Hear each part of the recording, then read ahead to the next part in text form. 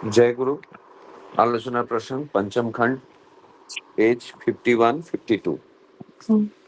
জগৎজ্যোতিদা, निर्वाज्य जा ताके यदि अनिर्वाज्य धरे बोले धरी।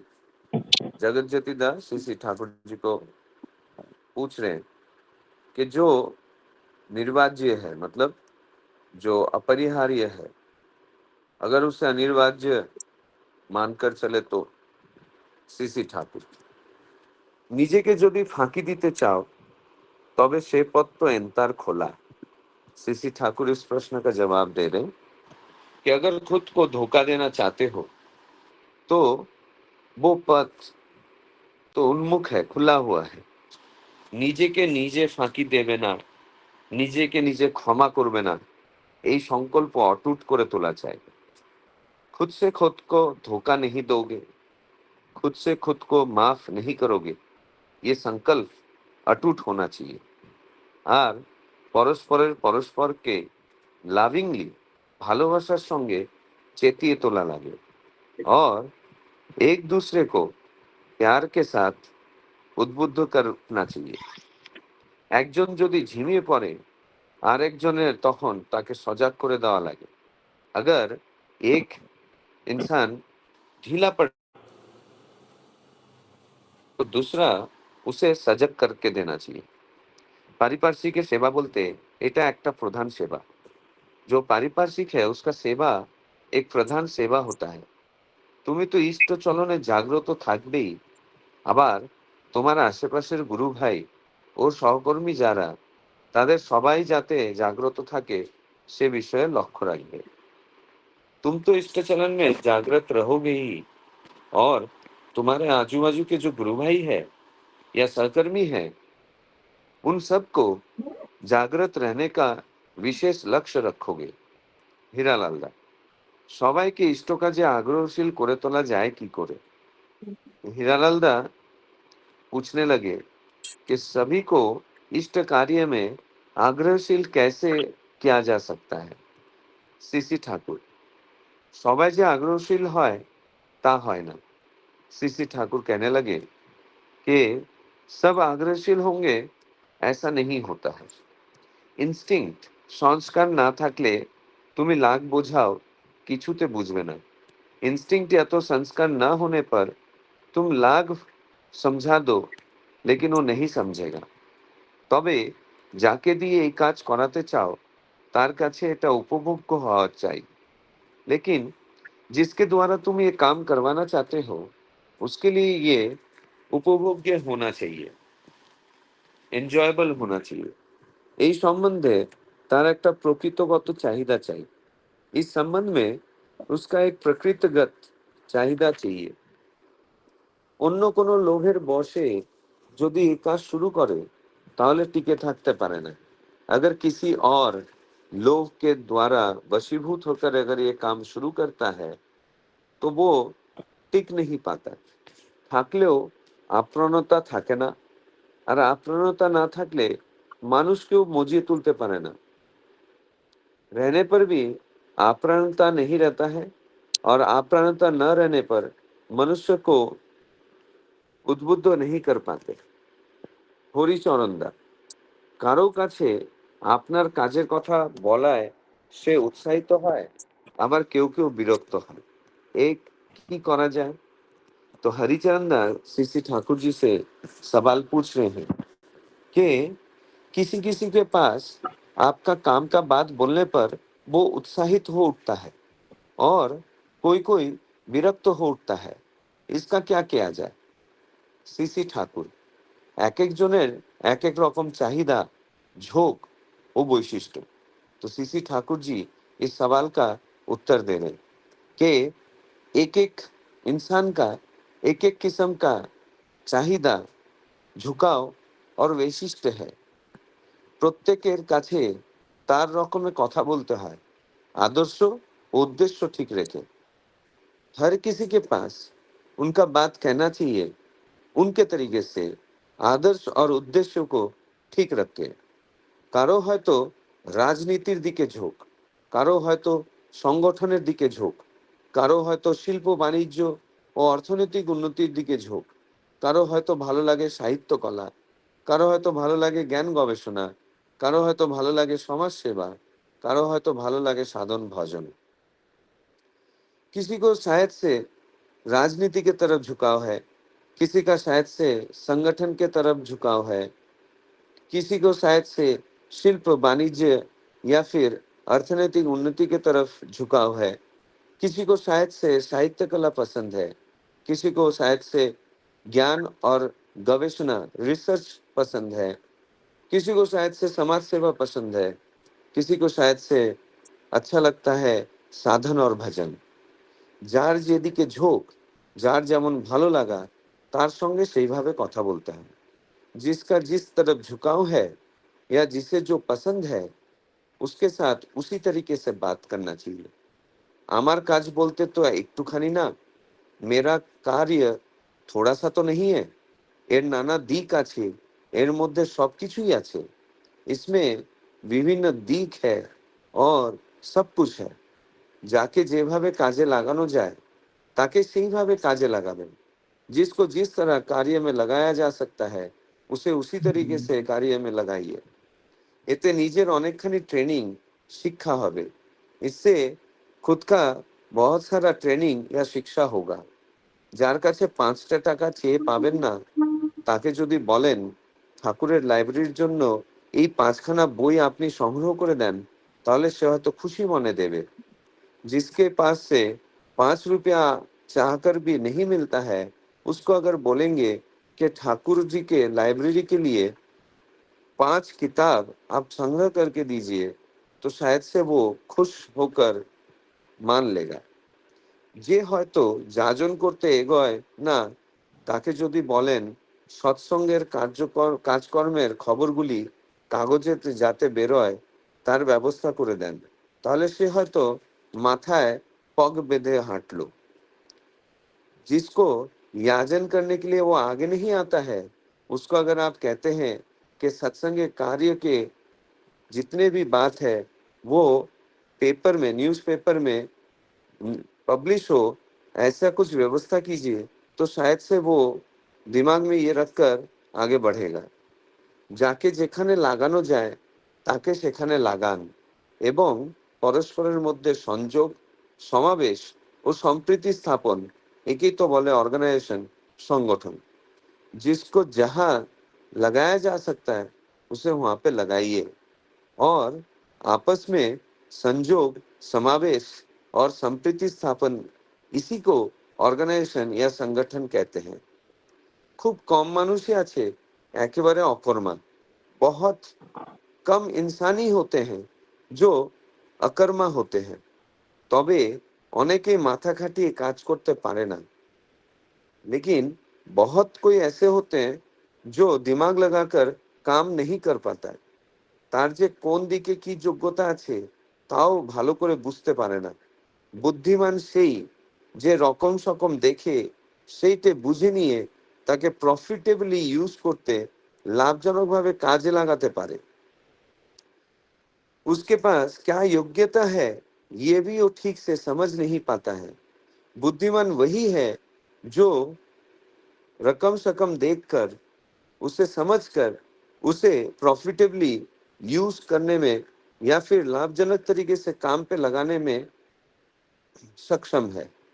কোনো মানুষকে তাই নিরুৎসাহ করতে নেই, কাউকে তুচ্ছ তাচ্ছিল্য করতে নেই।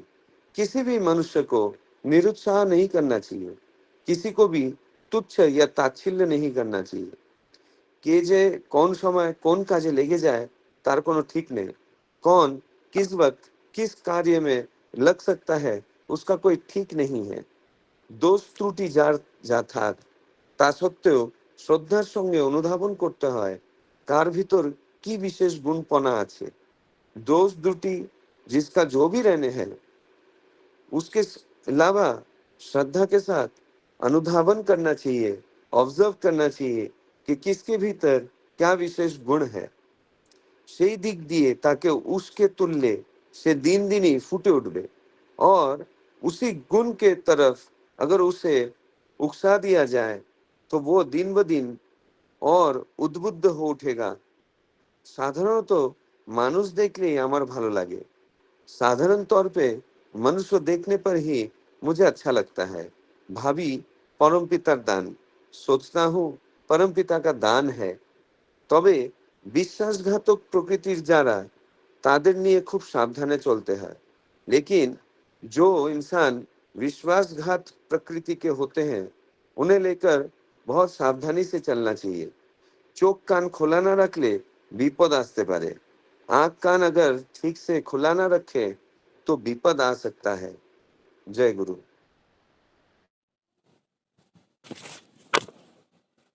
जय गुरु। वंदे पुरुषोत्तमम, वंदे पुरुषोत्तमम, वंदे पुरुषोत्तमम। आज जब सरोजदा पढ़ रहे थे अभी, मन कर रहा था ये एंड नहीं हो, ऐसे चलता रहे। ये ठाकुर जी का बातें, उनका मुख से डायरेक्ट बातें, और उसको फिर भाषांतर करके जो प्रयास सरोजदा का डेली, कितना बार धन्यवाद देने से भी वो कम हो जाता है। कभी कभी तो लगता है मेरा तो घर उड़ीसा है और ये योग सूत्र देखिए जो हमारा जीवन में वो आए, और ये जो बंगाली का जिससे हिंदी पठन का जो डिफिकल्टीज था, श्री श्री ठाकुर दया करके उनके माध्यम से कितना सहज कर लिए, और हम लोग डेली ये अमृत पान करते हैं। एक दिन भी बंद नहीं होता है, कंटिन्यूटी के हिसाब से चलता है। आज थोड़ा डिफरेंट टॉपिक है, बट जो लास्ट पैराग्राफ है वो बहुत विशेष विषय वस्तु है जो हमारा दैनंदिन जीवन में चाहिए ही चाहिए, जिसके लिए हम लोग स्ट्रगल करते हैं। ठाकुर जी बहुत सहज सरल भाव से सारे पॉइंट्स दिए हैं, उसको विशेष भाव से हम लोग आलोचना करेंगे। और जिसको कोई मैंने डाउट आता है ये विशेष संबंधी के कारण, किसी कोई प्रश्न रहेगा तो वो लास्ट को पूछेंगे। जो कुछ जानते होंगे इसको आंसर देंगे, नहीं तो लिखे रखें, बाद में इसको हम लोग पता करके फिर बातें कर सकते हैं। तो आज का जो विषय वस्तु, सूरजदा थोड़ा आलोचना आप रखिए, फिर मैं बाकी दादा लोगों को बोलूंगा, उसको आगे लेके जाएंगे। थोड़ा फास्ट पैराग्राफ आलोचना रखिए आप। ये थोड़ा सा वो प्रश्नों को थोड़ा अच्छे से एक्सप्लेन कर दीजिए। निर्वाज्य जाताके यदि अनिर्वाज्य बोले धरी। यहाँ पे आज का जो पाठ है उसमें 3 विषय वस्तु है। एक है कि जो निर्वाज्य है, निर्वाज्य मतलब इसके ठीक पहले जो ठाकुर जी बोले कि शुभ संकल्प के खिलाफ नहीं जाना चाहिए अगर उसके पीछे कोई अनिवार्य कारण ना हो। मतलब कि अगर कोई अच्छा संकल्प मैंने लिया है, उसका लिए जो मैंने संकल्प लिया है तो उसके लिए गो बिटवीन नहीं करना चाहिए जब तक वो अनिवार्य नहीं है। मतलब जब तक वो जरूरी नहीं है तब तक शुभ संकल्प के खिलाफ नहीं जाना चाहिए। तो इसी विषय वस्तु के ऊपर जगत ज्योतिदा ये सवाल पूछ रहे हैं कि जो जरूरी है उसे अगर जरूरी नहीं है ऐसा अगर मान के चले तो, मतलब जिस कारण के वजह से मैंने जो शुभ संकल्प लिया है वो नहीं कर रहा हूं, ठाकुर जी बोल रहे हैं कि शुभ संकल्प के खिलाफ नहीं जाना चाहिए अगर अनिवार्य कारण ना हो। तो जगत ज्योतिदा यहाँ पे वही पूछ रहे हैं, ये जो निर्वाज्य है मतलब जो जरूरी है उसे अगर मैं अनिवार्य बोले धरूंगी, मतलब अगर उसे मैं जरूरी नहीं पकड़ू तो सीसी ठाकुर जी यहाँ पे उसका जवाब ये दे रहे हैं कि इस तरीके से अगर मैं करता हूँ, मतलब जो शुभ संकल्प लिया है उसके अगर खिलाफ में जाता हूँ किसी जरूरी कारण की वजह से, ये एक टॉपिक है। लेकिन अगर कोई शुभ संकल्प लेकर उसके खिलाफ जा रहा है, मतलब उससे पालन नहीं कर रहा है, और जो उसका कारण है जिस वजह से वो उस शुभ संकल्प को पूरा नहीं कर रहा है, उसका जो कारण है उसे वो ये सोच रहा है कि अरे ये कारण तो बहुत जरूरी है जिसके वजह से मुझे ये शुभ संकल्प कंप्लीट करने को नहीं होगा, तो इसका मतलब ये है कि वो इंसान वो खुद को धोखा दे रहा है। मतलब कारण कुछ खास नहीं है, लेकिन वो शुभ संकल्प के खिलाफ जा रहा है। तो अगर ऐसा वो करता है तो वो खुद को ही धोखा दे रहा है। और खुद को धोखा देने का जो पथ है वो बहुत ज्यादा है। क्योंकि मैं अगर मन ही मन कोई एक संकल्प ले रहा हूँ कि जैसे कि मान लीजिए मैं मेरा ही प्रैक्टिकल बात बोल रहा हूँ।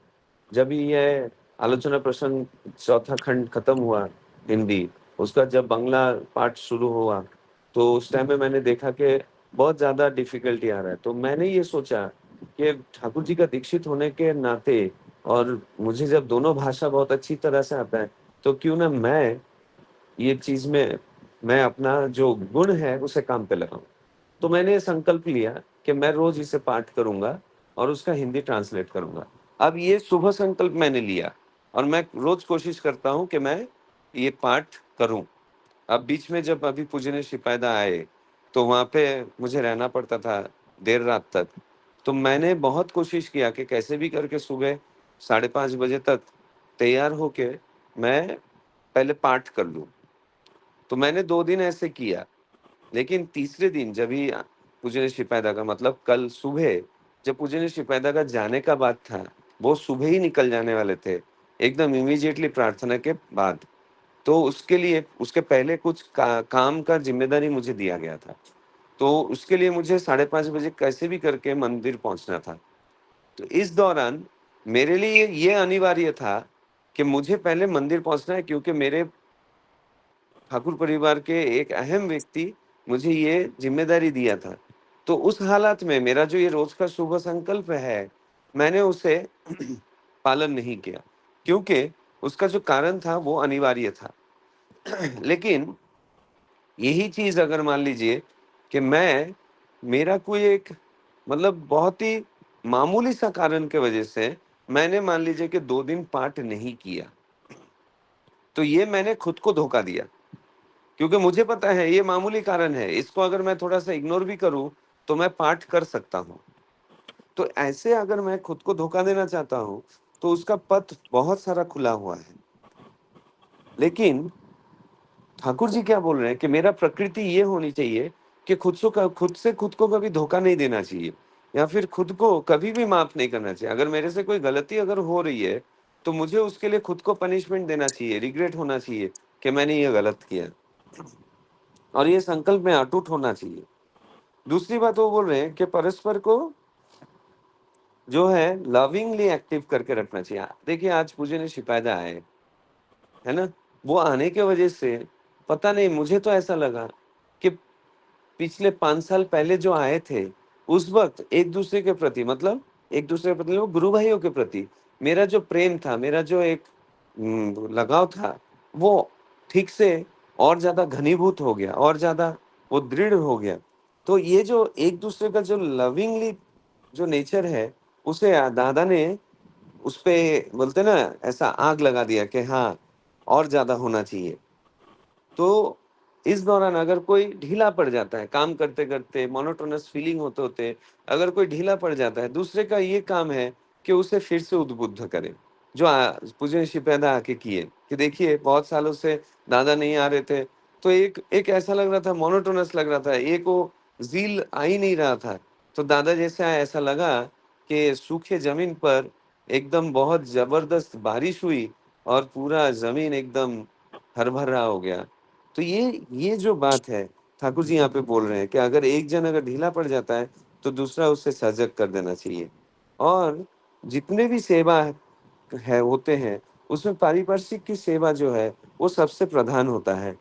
इष्ट चलन में जो जागृत रहते हैं वो आजू बाजू के जो गुरु भाई होते हैं, सहकर्मी होते हैं, उसे भी जागृत करने में रत रहना चाहिए।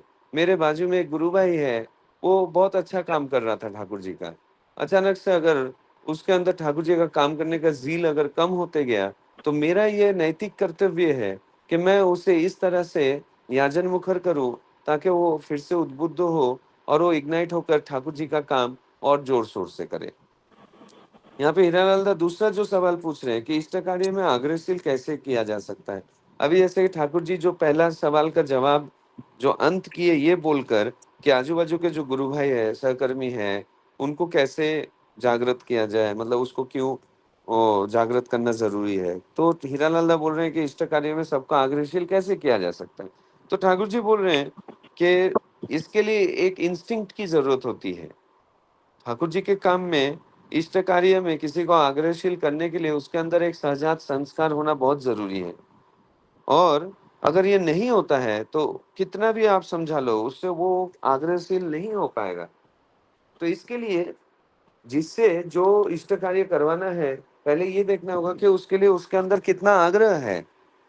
अगर कोई लालच के वश में आकर, मान लीजिए कि मैंने किसी से बात किया कि ठाकुर परिवार से आ रहे हैं तो उनके लिए भोग प्रसाद लाना है, तो आप ये काम थोड़ा करेंगे।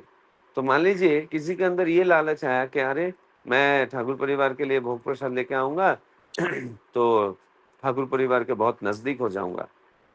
अगर ये लालसा लेकर अगर वो ये काम कर रहा है तो वो ज्यादा दिन टिक नहीं पाएगा। और आप्राणता रहने पर, अगर ठाकुर जी के प्रति अगर मेरा अपराधता नहीं है, तो कितना भी मैं कितना कुछ कर लूं, मुझे वो मजा नहीं आएगा। तो तीसरा जो हरिचरण ने यहाँ पे सवाल पूछ रहे हैं कि अगर किसी के पास आपका बात किया जाए तो बहुत कोई ऐसे होते हैं कि बहुत कोई उत्साहित होते हैं और बहुत कोई ऐसे होते हैं जो विरक्त होते हैं। ऐसा हालत में क्या की जाए। तो ठाकुर जी बहुत सुंदर एक बात बोले, जो यहाँ पे एक लीडरशिप क्वालिटी का बात ठाकुर जी कर रहे हैं। मुझे ऐसा लगता है हमारे जीवन में, रोजमर्रा के जीवन में चलने के लिए ये क्वालिटी होना बहुत जरूरी है। क्योंकि हमारा दैनंदिन जीवन में हम मनुष्य को लेकर डील करते हैं। आप कोई भी काम पे चले जाइए, आप कोई भी संस्था में काम करते होंगे, आपको दिन प्रतिदिन मनुष्य के साथ डील करना पड़ता है। और वो मनुष्य एक किस्म के नहीं होते, जितने मनुष्य होते हैं उतने ही किस्म होते हैं। तो इसका मतलब ये है, ठाकुर जी यहाँ पे जो पैरा में जवाब दे रहे हैं, वो कैसे मनुष्य से डील करना चाहिए उस बारे में बोल रहे हैं। तो ठाकुर जी सबसे पहले यहाँ पे जो हमें दिशा निर्देश ये दे रहे हैं कि हर एक इंसान को पहले पहचानना जरूरी है कि उसके अंदर क्या गुण है और क्या अवगुण है, उसे क्या पसंद है और क्या नापसंद है, उसे क्या चाहिए और क्या नहीं चाहिए, उसका क्या वैशिष्ट्य है और क्या वैशिष्ट्य नहीं है। जब हम लोग एक कीन ऑब्जर्वेशन करेंगे, एक कीन ऑब्जर्वेटिंग आईसाइट लेकर जब किसी एक इंसान को हम स्कैन करेंगे, देखेंगे, तब हमें समझ में आएगा कि इसके अंदर का क्वालिटी क्या है और उसका वो क्वालिटी के हिसाब से उसका झुकाव किधर है। तो किसी को अगर समझ में आ जाए कि इसका क्या चाहिदा है, कि ये क्या उसका झुकाव है, उसका वैशिष्ट सजात संस्कार क्या है, अगर ये मैं समझ जाता हूँ तो उसके साथ उसी तरीके से बात करना है। क्योंकि मैं अगर उसके तरीके से बात नहीं करूंगा तो उसको मेरा बात पसंद नहीं आएगा, वो उसे अनसुना कर देगा। लेकिन हर एक चीज के अंदर जिससे भी मैं जैसे भी बात कर रहा हूँ, उसके अंदर मेरा एक पॉइंट एकदम दृढ़ रहना चाहिए, वो है आदर्श और उद्देश्य। तो ठाकुर जी यहाँ पे बहुत सारा एग्जाम्पल दे रहे हैं कि किसी किसी को क्या क्या पसंद है, तो उसी के हिसाब से बात करना चाहिए। और यहाँ पे और एक चीज ठाकुर जी बोल रहे हैं कि जब हम लोग ये चीज करने जाएंगे, मतलब मैं जब रोज मनुष्य को डील करने के लिए मनुष्य का जो चाहिदा है, जो झुकाव है, जो वैशिष्ट है, ये पहचानने का कोशिश करूंगा और उसी तरीके से उसे काम पे लगाने का कोशिश करूंगा, तो इसी के द्वारा मेरा जीवनीय जो एजुकेशन है वो मैं खुद ब खुद ट्रेन हो जाऊंगा। मुझे उसके लिए अलग से कोई मतलब डिग्री लेने की जरूरत नहीं होगी। प्रैक्टिकली मैं एक्सपीरियंस करके उसी ट्रेनिंग के द्वारा मैं और ज्यादा अच्छा बनते जाऊंगा। तो ठाकुर जी यहाँ पे और एक चीज जो बोल रहे हैं कि किसको किस तरीके से ठाकुर जी की सेवा में, परमपिता की सेवा में कैसे लगाया जाए। किसी को शायद से पैसा मांगने पर वो चिढ़ आ सकता है, उसे क्या क्या बार बार तुम पैसे मांगते रहते हो। ऐसा होता है, हम लोग बहुत बार ठाकुर जी का कोई एक उत्सव करने के लिए या तो फिर कोई एक काम करने के लिए हम लोग अर्घ कलेक्शन करते हैं। हमने ये एक्सपीरियंस किया कि किसी को अगर अर्घ के बारे में बात करो तो एकदम चिढ़ जाता है, वो बोलते हैं क्या आप हर बार पैसे का बात करते हैं, पैसा मांगते रहते हैं। तो इस हालत में मुझे अगर पता है कि ये इंसान का झुकाव किधर है, उसे क्या पसंद है, तो उस हिसाब से अगर हम मांगे तो शायद से वो चिढ़ेगा नहीं, वो बहुत उत्फुल्ल होकर उस काम को करेगा। जैसे कि मान लीजिए मैं मुझे शिक्षा व्यवस्था बहुत पसंद है। मुझे शिक्षा की बातें या फिर शिक्षा के जगत में जो भी काम करना मुझे पसंद है। लेकिन मुझे अर्घ देने पर मतलब माँगने पर मैं चिढ़ जाता हूँ। तो कोई एक गुरु भाई अगर है और अगर उसको मेरे से अगर कुछ करवाना है, तो उसे ये समझना चाहिए कि सूरजदा का झोंक किधर है, तो शिक्षा में झोंक है। तो अरे ठीक है, तो फिर आप एक काम कीजिए, ठाकुर जी का लाइब्रेरी है, तो वहाँ पे कुछ बुक दे दीजिए। तो मैं उसे बहुत अच्छे से करूँगा, क्यों? क्योंकि मेरा तो झुकाव उधर ही है। अगर मान लीजिए कि कोई गुरु भाई है, उसको ऑटोमोबाइल में बहुत ज़्यादा इंटरेस्ट है। तो उससे पैसा ना माँग कर उसको बोल दिया कि देखिए पूजनीय सिपाहीदा आने वाले हैं, उनके लिए एक गाड़ी चाहिए, तो क्या आप एक गाड़ी का बंदोबस्त कर सकते हैं? तो वो बहुत उत्साह के साथ वो करेगा। तो मतलब यहाँ पे ठाकुर जी का कहने का मतलब ये है कि जिसको जिस काम में झुकाव है, पसंद है, तुम उसी तरीके से उसे काम पे लगाओ। और ठाकुर जी बोल रहे हैं, इसी को तो ऑर्गनाइज़ेशन कहते हैं। मतलब ये जो ऑर्गनाइजिंग स्किल है, वो ठाकुर जी इसी बारे में बोल रहे हैं कि कैसे आप ऑर्गनाइजेशन स्किल ये कर सकते हैं, अपने अंदर जगा सकते हैं। बहुत कम मनुष्य ऐसे होते हैं जो किसी काम का नहीं है, बहुत कम ऐसे लोग होते हैं। लेकिन उसमें भी ऐसा कुछ होता है जिसको हम काम पे लगाकर हम उसे आगे बढ़ा सकते हैं। तो क्या करना चाहिए? तो ठाकुर जी बोल रहे हैं कि उसके अंदर जो गुणावली है, उसको थोड़ा-सा हवा देना चाहिए कि अरे! आप ये काम बहुत अच्छा करते हैं, आपके अंदर ना ये गुण ज़बरदस्त है। थोड़ा-सा हवा देकर उसको अगर उसी काम पे नियोजित किया जाए, तो इंसान उसी के द्वारा आगे बढ़ सकता है। तो ये पहचानने का क्वालिटी तो हमारे अंदर होना चाहिए। अगर किसी को मान लीजिए, अभी जैसे मैं आपको एक एक एकदम रिसेंट उदाहरण दूँगा, ठीक है? तो अभी वहाँ पे एक पॉलिटिशियन आए थे अभी पूजनीय सिपाहीदा के उधर। तो वो पॉलिटिशियन के साथ दर्शन प्रणाम हुआ, फिर उसके बाद अभी पॉलिटिशियन तो ऐसे होते हैं कि थोड़ा-सा अपना भी लाभ हो, तो वो उस उनको एक काम बोलना था मंदिर का, तो कैसे बोले? तो उन पहले हमने देखा कि उसको क्या पसंद है, तो थोड़ा-सा उसको पसंद है कि लोग उसे पहचाने, जाने।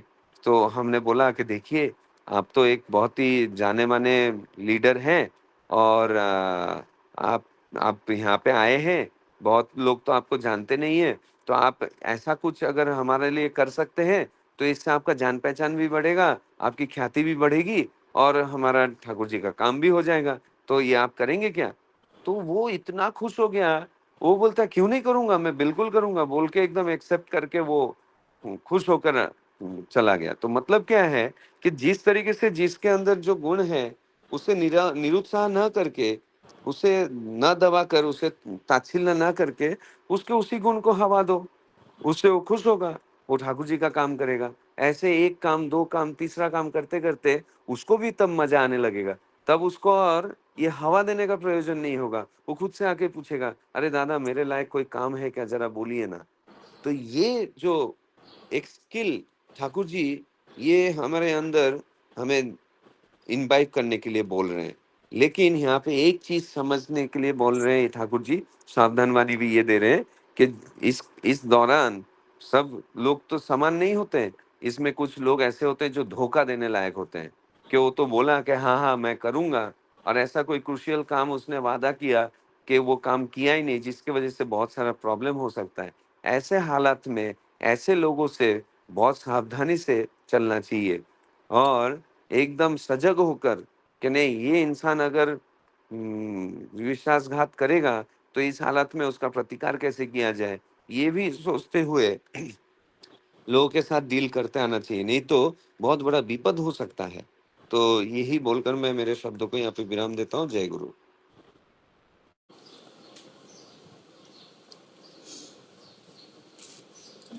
जय गुरु। सूरजदा बहुत सुंदर भाव से तीनों प्रसंग आलोचना रखें। बैक टू बैक प्रश्न जो होता है हरिलाल पूछें किसी ठाकुर जी को,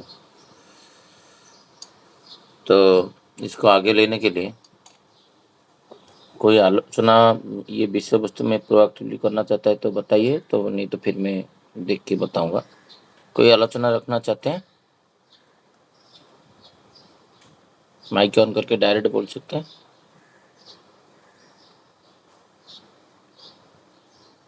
कोई आलोचना रखना चाहते हैं?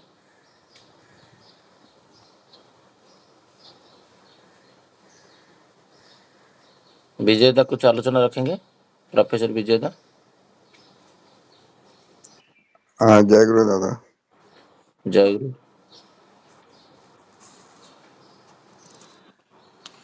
जो ठाकुर जी जो है यहाँ पर एक मैनेजमेंट स्किल की बात कर रहे हैं, और ये हर क्षेत्र में आपको ऐसा ही देखने को मिलेगा।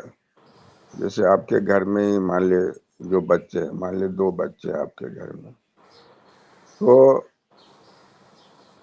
इंस्टिंक्ट सबका अलग अलग होता है। सबका इंस्टिंक्ट मनुष्य का जो अलग अलग होता है ना। सबका काम करने का भी तरीका अलग होता है। हम किसी चीज को किसी पर थोपेंगे अपने स्टाइल में तो वर्कआउट नहीं होने वाला, एकदम नहीं होने वाला है। तो उसके इंस्टिंक्ट के अनुसार जो है हमें उसको यूज करना पड़ेगा।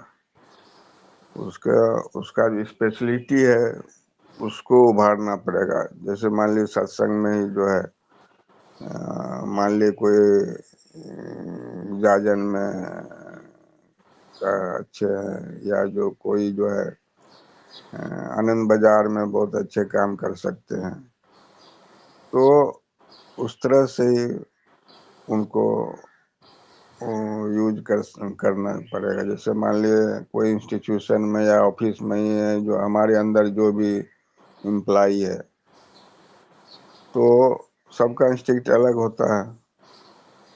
तो उसके अनुसार ही उसको वर्क डिस्ट्रीब्यूशन करना पड़ेगा। कौन कैसा काम कर सकता है, कौन किस काम को अच्छी तरह से कर सकता है। सब काम नहीं कर सकता है,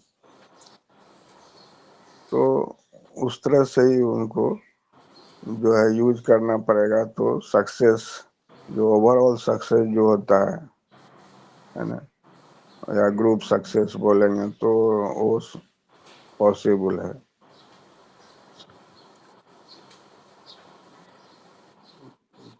तो मैं तो इतना ही समझ रहा हूँ दादा। जय गुरु। जय गुरु। और कोई दादा माँ कुछ बोलना चाहते? वर्षा माँ कुछ आलोचना रखेंगे? वर्षा गोखले माँ।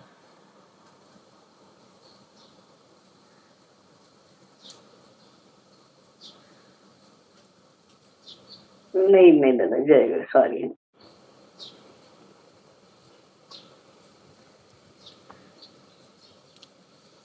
सूरजदा तो बहुत सुंदर भाव से आलोचना रखे हैं। तो आज का जो विषय वस्तु प्राइमरी था, जे जो शुभ संकल्प होता है,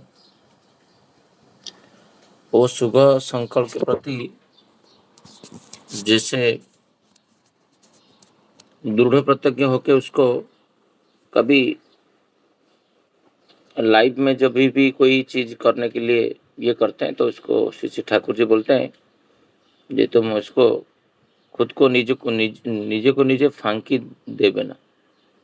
ये दूसरे के प्रति तो ठीक है, बट आप देखे होंगे उनका जो आइडियोलॉजी है, ये कभी खुद ठके ना कि दूसरे को ठकाने के लिए प्रयास नहीं करना, फिर जो अन्य को बचाए निजे बाँचे।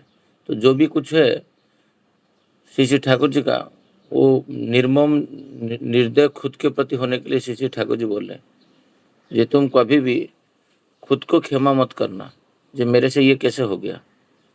ये वही संडे जो नहीं मंडे सुबह जो गया था आश्रम में, बदलापुर मंदिर में, वो वहाँ पर बातें वही हो रहा था 2 दिन। जे जब भी मैनेजर के साथ होता है, मैं कभी वेस्टर्न इंडिया आनंद बाजार में गए और आने के बाद कुछ छोटा सा त्रुटि हो गया, वो बोले तुम गुरु ग्रहण करके ऐसे कैसे कर सकते हो, और तुम्हारा एक पर्सनालिटी जो है, जो व्यक्तित्व है, वो सब लोग नज़र कर रहे हैं। इसलिए खुद के कभी जो दुर्बलता तुम्हारा जितना भी है, और जो अभी उदाहरण दे रहे थे, जो बुक्स बंगाली से पढ़ना और उसको फिर हिंदी में ट्रांसलेट करना, एक ऑडियो क्लिप्स करके एक दिन पहले भेजना, फिर उसका सुबह उठ के पढ़ना। एक दिन ब्रेक होता है तो उसका रीजन क्या है? एक गुरु परिवार के पास रह के कर्मरत के हिसाब से एक दिन नहीं हुआ, सूरजदास को एक्सप्लेन कर रहे थे। सोचिए, इतना माइन्यूटली दिखना होता है गो बिटवीन। तो वही उसके ऊपर जो माइंड जो है उसके ऊपर मेन है गो बिटवीन। जो गो बिटवीन के ऊपर जो काम करने के लिए आचार्य देव का कल एक प्रेरणा बुक्स पढ़ रहा था रात को, वहाँ पर बोल रहे हैं जो गो बिटवीन इतना सूक्ष्म रूप में होता है, उसका काया बहुत बड़ा हो जाता है। तो उसके ऊपर कभी भी जब भी कोई सोचते हो अच्छा चीज़, उसको करना चाहिए।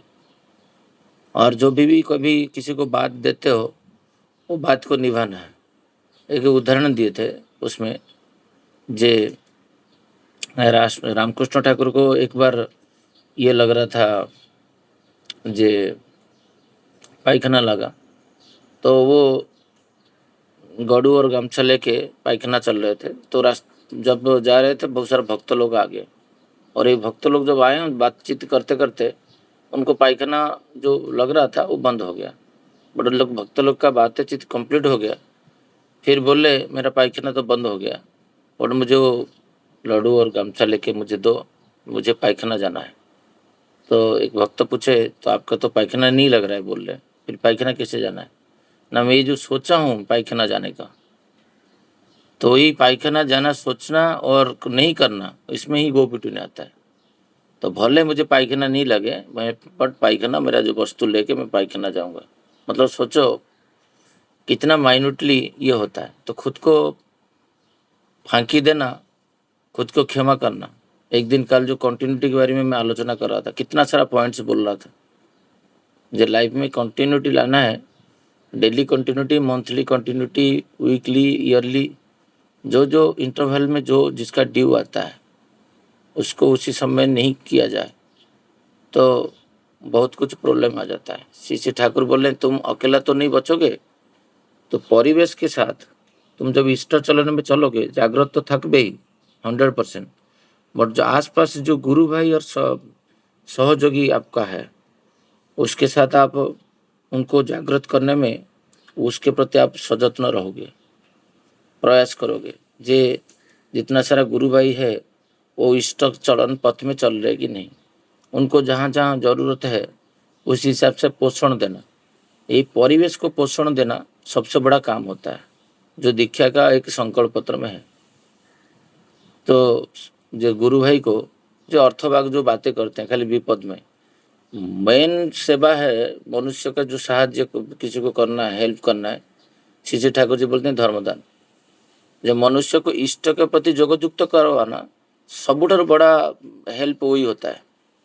उसका तो 5,000 रुपया था, उसका विपद में आप 5,000 दे दिए, बट उसका विपत्ति कैसे नहीं आएगा वो तुरंत समाधान कर पाएगा खुद, वो तब कर पाएगा जब वो इष्ट के साथ जोगयुक्त रहेगा। तो इष्ट के साथ जोगयुक्त करवाने के लिए श्री ठाकुर जी यहाँ पर बोले जो उसके प्रति सजग रहो, कैसे क्या करके उनको प्रति मनुष्य को जोगयुक्त करवाना। ये जैसे परिवेश के लिए मैं यही संडे एक ऋतिक दादा को बोल रहा था, जो परिवेश में हमारा जो जितना लोग रहते हैं, मनुष्य श्री आदर्श को, हम जिसको आदर्श के पथ में चल रहे हैं, वो आदर्श के प्रति जोगयुक्त कैसे करवाएंगे? आदर्श के प्रति जोगयुक्त तब कराएंगे जब मैं आदर्श पथ में चलूँगा और मुझे कोई फॉलो करेगा, देखेगा ये इसका लाइफ तो बहुत बढ़िया चल रहा है, उनका हस्बैंड वाइफ का रिलेशन तो बहुत सुंदर है, बहुत कंपैटिबल है। हम तो एक एक बात में चिढ़ जाते हैं, बट ये व्यक्ति तो उसका पत्नी के साथ अच्छा व्यवहार करता है, उसका जो पुत्र है वो तो बढ़िया से उनको मानता है, जो बोलता है वो करता है, उनका पिता माता को वो प्रणाम करते हैं, देखते हैं, अभ्यास व्यवहार को देख के वो लोग तुम प्रति आकर्षित होंगे। और जैसे आकर्षित होंगे और तुम्हारा पीछे का जो आदर्श है उनके साथ जोगयुक्त करने के लिए प्रयास करना है। और एटलीस्ट कुछ नहीं होता है तो साल में 4 दीक्षा, नहीं तो जो एक्टिवली लोग हैं तो साल में 12 दीक्षा, मिनिमम 12 दीक्षा परिवेश में करवाना चाहिए। जो परिवेश में मैं 2 साल से रुका हूँ, वो परिवेश में मैं एक ही भी दीक्षा नहीं करवा हूँ। मेरा एक दुख की विषय था, मैं जब गोवा में था, वो पीरियड को मैं कभी कभी बोलता हूँ भूल जाओ।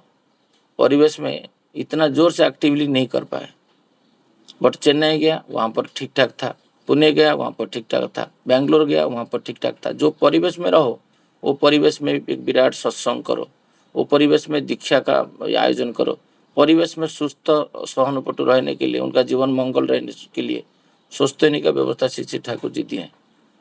स्वस्थनी पालन करते करते लोग को स्वस्थनी के बारे में बताए। मैं तो स्वस्थनी के बारे में मुझे पता नहीं, मैं स्वस्थनी 20 साल से लिया हूँ। मैं जब कर नहीं रहा हूँ, बाकी लोग को इंजेक्ट कैसे कराऊँ, इम्पैक्ट कैसे पड़ेगा, उसके ऊपर प्रभाव कैसे पड़ेगा जब खुद नहीं करेंगे तो मैं देखा जिसको सोचते के बारे में जो 5 साल पहले जो बता रहा था, जिस हिसाब से कोई सोचते नहीं ले रहे थे, बट अभी किसी को सोचते नहीं का बात बोलना चाहिए, वो इतना आग्रह हो जाता है। उस दिन बातें चित करते करते रश्मि भाई के साथ, रश्मि भाई भी पूजनीय सिपाहीदा उनको सोचते नहीं दिए पालावा में। संडे एक सोचते नहीं हुआ, फिर सोमवार को भी एक सोचते नहीं हुआ। ये जो परिवेश में उनको सुस्त कैसे रखोगे? सहयोगी है, सत्कर्मी है। कल जैसे कि हॉस्पिटल में कोई पड़ा हुआ है तो 3 ब्लड चाहिए, तो 3 ब्लड यूनिट कलेक्शन हुआ कि नहीं, कौन कौन दे रहे हैं, नहीं दे रहे, तो प्रज्ञा बोल रहा है मैं जा रहा हूँ और कैब बुक करके वहाँ पर दे के फिर आ जाऊँ, नहीं रात को ज़रूरत नहीं होगा। बोला रात जब भी ज़रूरत होगा बताना, वो जाके दे के आएगा, नहीं तो मैं अरेंजमेंट करवा दूंगा। एक व्यक्ति को हर तरह से 360 एंगल से सेवा देना है, नहीं तो परिवेश में नहीं होगा। परिवेश में किसका घर पे क्या बीमारी है, किसका क्या प्रॉब्लम है, वो मुझे बताते हैं। क्यों? क्योंकि उनके साथ इंटरेक्शन में हूँ, जो इनको बताने से ये सॉल्व करेंगे। ये जो उम्मीद है, जो आप डेली परिवेश के साथ बातें नहीं करोगे। कल बातें करते करते 12 बज गया, मैं आया था केवल जल्दी, जब मैं आज सोऊंगा, मुझे बहुत दिन हो गया रेस्ट नहीं मिला, डिफरेंट काम को लेकर, और हो ही नहीं पाया। तो ये जो बातें है, विभिन्न समस्या आता है, उसको समाधान करो। श्री श्री ठाकुर जी को जो यहाँ पर पूछा जा रहा है, जो लास्ट चैप्टर है ना, वो लास्ट चैप्टर को दोबारा कल रिपीट करेंगे, क्योंकि कल वो बहुत बड़ा प्रसंग है। कल इतना आलोचना के बाद जो कंटिन्यूटी के ऊपर जो ध्यान दिए थे, मेरा ख्याल से उसको ऊपर काम करना चाहिए, क्योंकि श्री श्री ठाकुर जी का इच्छा है। ये पूजनीय सिपाही वही बोल रहे थे, जो तुम उनका इच्छा को, हमारा जो लव सेंटर है, उनको पूर्ण करने के लिए प्रयास करो। नहीं तो बहुत सारा तात्विक ज्ञान में मनुष्य डूब जाता है, बट कुछ होता नहीं। वो बोल रहा है मैं 1 घंटा मेडिटेशन में बैठा हूँ, बट उसका जीवन में पूरा दिन भर का काम इनकम्प्लीट है। मैं प्रज्ञा को कल एक बोल रहा था, जो एक चीज बहुत दिन से एक दीर्घसूत्रता हो गया था एक काम के ऊपर ऑफिस में, वो दूसरा काम को प्रायोरिटी देके उसको ढीला दे रहा था वो काम को। कल मेडिटेशन कर रहा था, वही काम ही आया, और कुछ मेडिटेशन में कोई मंत्र कुछ याद नहीं आया मुझे। तो जो ये ज्योति माँ का भाई, वो पूछ रहे थे पूजनीय सिपाहीदा को संडे, जब मेरा मेडिटेशन में कुछ होता नहीं है, तो वो बात बोले, जितना तुम्हारा इनकम्प्लीट काम रहेगा तुम्हारे जीवन में, आज दिन में एक काम दिया गया, वो काम को तुम किए नहीं संपूर्ण रूप से, फांकीबाजी करके जो भी हो आलस्य करके, बट तुम मेडिटेशन में बैठोगे तो तुम्हारा मेडिटेशन होगा नहीं। देखिए, तो ये बातें श्री श्री ठाकुर जी बहुत जगह में बोले। श्री श्री बड़ौदा के इष्ट प्रसंग में यही चीज है। उनका एक चेयर भी थोड़ा सा ऊपर नीचे हो गया था, मेडिटेशन में बैठ रहे थे, वहां पर वो चेयर को आके रात को देखे तो यहाँ पर उल्टा पड़ा हुआ, तो इसको साइज करके गए तो मेडिटेशन आनंद से हुआ। एक कोई मग ऊपर नीचे हो गया था, उनका श्री श्री बड़ौदा का पायखाना आधा घंटा से नहीं हो रहा है पूरी श्री मंदिर में। जो बसंता उस दिन आलोचना में बोल रहे थे हमारा यही प्लेटफॉर्म में, जे रांगा में जाके वो मग को व्यवस्थित कर दिए, फिर तुरंत 5 मिनट में पायखाना हो गया, नहा धो के बाहर आ गए। अच्छा सोचो, मनुष्य का जो मनोजगत के ऊपर, ये हमारा कर्म जगत जो है, कितना प्रभाव डालता है। तो कल मैं आने वाला था, पूरा शटडाउन करने वाला था, वाइफ को फ़ोन किया जब मैं घर आ रहा हूँ, मुझे रेस्ट लेना है, बट वो वही मेडिटेशन में जो बातें आया था, बोला नहीं मेडिटेशन वाला काम करके 15-17 मिनट और लगा, उसको खोला और बना के भेज के आया। और आज वो मेडिटेशन करने के टाइम में वो मुझे विव्रत नहीं किया। तो खुद को कभी क्षमा नहीं करना। शशिकांत म्यूट पे चले गए। नहीं, मेरा तो अनम्यूट तो है, मेरा आवाज नहीं आ रहा है। आ रहे हाँ, आ रहे दादा आवाज आ आ रहा रहा है। है। मैं जो बातें अभी बोल रहा था सुनाई दे रहा था। जी जी जी दादा। हाँ हाँ दादा सुन रहे हैं, सुनाई दे रहे हैं। तो ये बातें जो है खुद का जो पूजनीय सिपाही से 2 दिन मिलके सूरजदा जो बोल रहे थे, जो सूखा हुआ था उसके मतलब बारिश आ गया जैसे भाव, जे पूरा पूर्णता लाभ हुआ। क्या पूर्णता यही है? पूर्णता उनका बातें को सुन के आनंदित तो होना, ऐसा नहीं।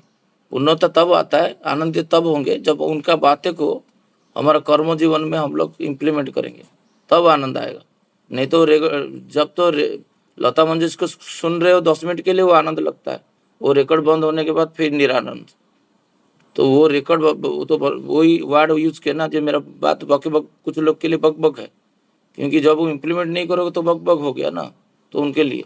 तो वही बातें श्री ठाकुर जी बोलते हैं, जो उनको पूछा जा रहा है, हीरालाल दा पूछ रहे हैं जो हम लोग आग्रहशील कैसे करेंगे इष्ट कार्य में। तो श्री ठाकुर जी बोलते हैं जी सभी आग्रहशील होंगे ऐसा कोई नहीं है, सब लोग आग्रहशील होंगे ऐसा कुछ नहीं है, बट मनुष्य का जो संस्कार है वो संस्कार के हिसाब से, उनको वैशिष्ट के हिसाब से, जिसका जो रुचि है, जो उसका जो टेम्परामेंट है, वो टेम्परामेंट, रुचि और वैशिष्ट को समझ के उसको उसी हिसाब से कार्य दिया जाए और श्रद्धाशील उसी से वो धीरे धीरे होगा। तो आप क्या माँ बनोगे सबका दुनिया में? वही श्री ठाकुर जी चलते हैं। तुम सरस्वती में एक वाणी है, वो वाणी को मैं लिखा था बोलने के लिए, तो टाइम नहीं है। तुम वो बोल रहे हैं कि तुम दुनिया का सबका माँ बनो।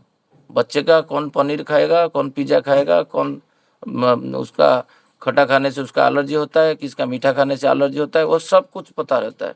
तो वो जब तक वो इंस्टिंक्ट मनुष्य को नहीं जानते हो तो आप उसी से ज़्यादातर से कार्य एक्सट्रैक्ट नहीं कर पाओगे। इसीलिए अभी इंस्टिंक्ट के ऊपर कैटेगोराइजेशन एचआर कर रहा है। तो आज का समय शायद हो गया है। ये लास्ट वीक की शायद थर्सडे मुझे एक एचआर के साथ इंटरेक्शन करना पड़ा। तो एचआर मुझे बोले तुम्हारा एक इंस्टिंक्ट तुम्हारा बॉस मुझे लिख के दिए हैं और उसी हिसाब से तुमको कार्य दिया जा रहा है अभी। बोले क्या ना, तुम्हारा स्ट्रॉन्ग फॉलोअप होता है, मतलब तुम कंप्लीट करके छोड़ोगे।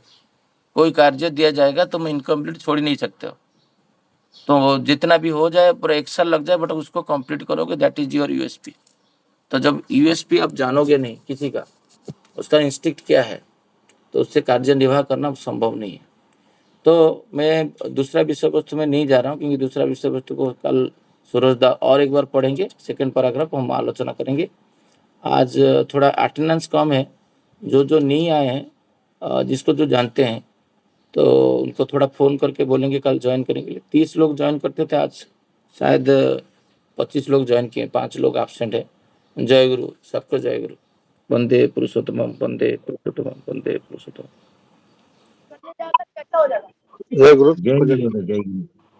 जय गुरु सबको जय गुरु। जय गुरु।